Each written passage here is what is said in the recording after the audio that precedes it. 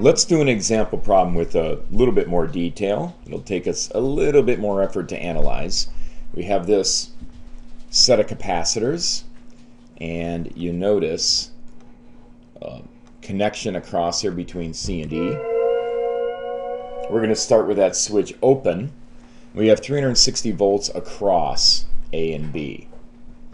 And we're going to determine the voltage of C with respect to D, and after the switch is closed, and then how much charge flowed through the switch once it's closed. So all these values are in microfarads, and so let's first analyze this circuit as it looks right now. You'll notice we have two parallel branches, and each one has a 3 and a 6, but they're in alternate orders. But nevertheless, there's some symmetry here. So each leg is a series, has two series capacitors. Each parallel leg has two series capacitors. 1/3 plus 1/6 is 1/2. And that's true for both legs. And so we can reduce this down to two capacitors, each one having 2 microfarads. Now those are in parallel, so that's like one capacitor of 4 microfarads. Then the total charge initially here, with 360 volts across, is total capacitance times the volts across.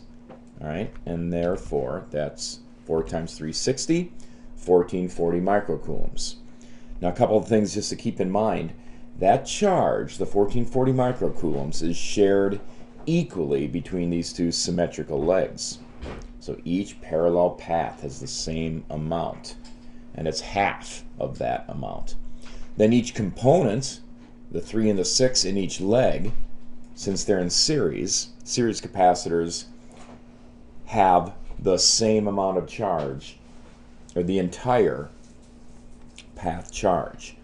So each path, whatever charge is in the path, is shared, well, it's contained in both of those series capacitors. So they both have half of the total charge of the whole system. So here is our circuit.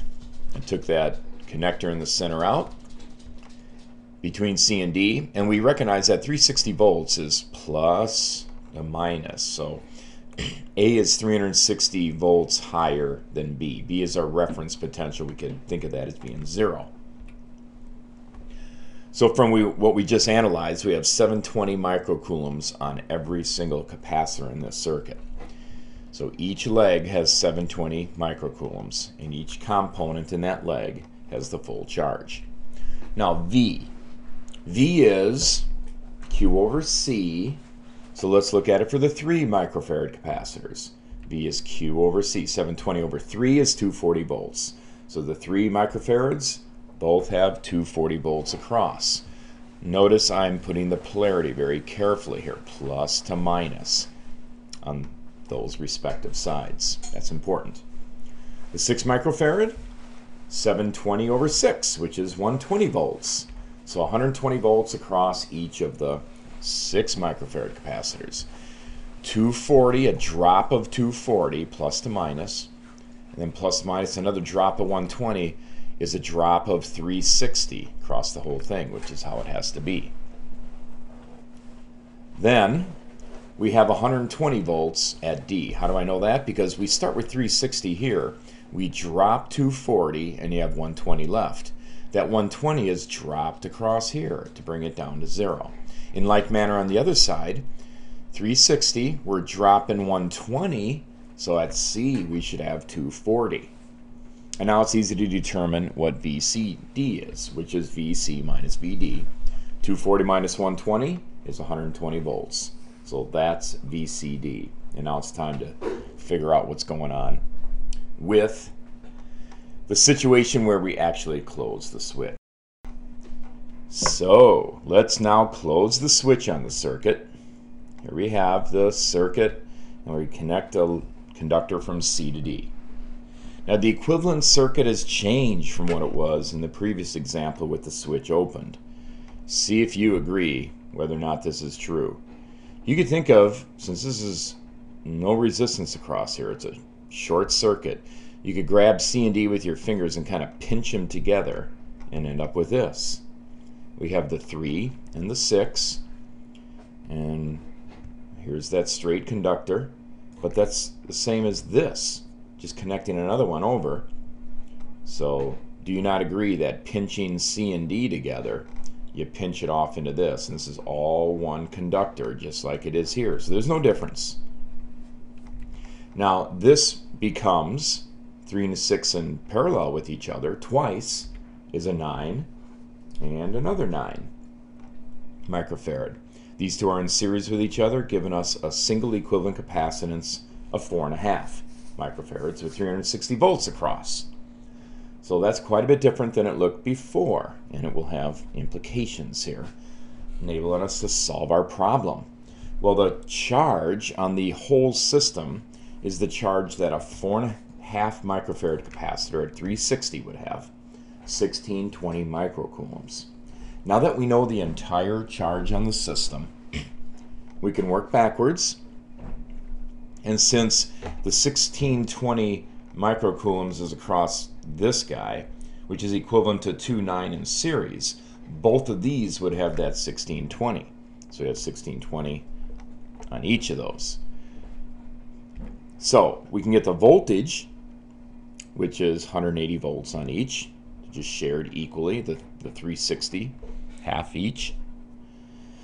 And now, okay, we're working backwards here. The 9 is really a combination of the 3 and 6 in parallel, so there we go. So let's analyze this. Well, it has 180 volts across.